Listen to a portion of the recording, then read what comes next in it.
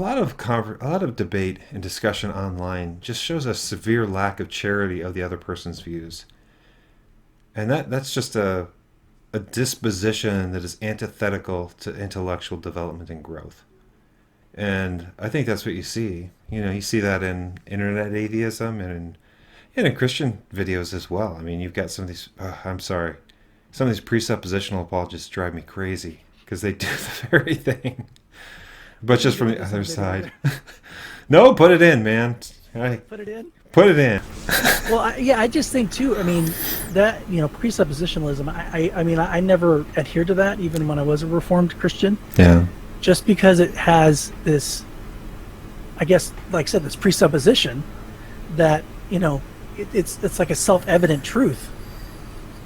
You don't get it, regenerate. Like, what I'm saying? Like, you in order to get this concept of presuppositionalism, there's this like inherent idea that if you're truly one of God's own, or if you were regenerated in your spirit, then you would accept presuppositional apologetics. That's what I felt when I was looking at it. It was, I don't know if you get that or not, but well, it's there definitely is a, if you're not part of the team, then you're not going to get it.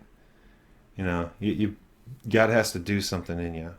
It relies very heavily on this notion of sensus divinitatis, where you have this additional sense of God that's apart from argument and reason and things like that.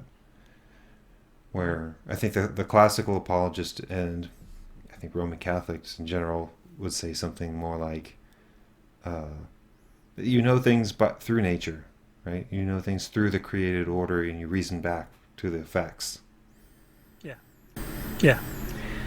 And the thing is, honestly, the reason why I wouldn't accept presuppositional apologetics is because, as a Catholic, and Aquinas is ours. Why would I trade in that for presuppositional apologetics? For Kant and Van Til and Kuyper and right. Yeah, I mean, Aquinas could just school all those guys. Well, I heard someone say, I think it was an atheist, saying that they love reading Aquinas's his counter arguments to his views are so well drawn out that they're way better than any argument they could ever come up with. Mm. His arguments against his own positions are way better than they could even imagine, like from their own point of view. So I thought that was pretty amazing. That's quite an admission. Yeah. Yeah, because that's how the kind of an intellectual giant he was, is that he picked the best arguments, because he made them up himself. Like, I think that's amazing.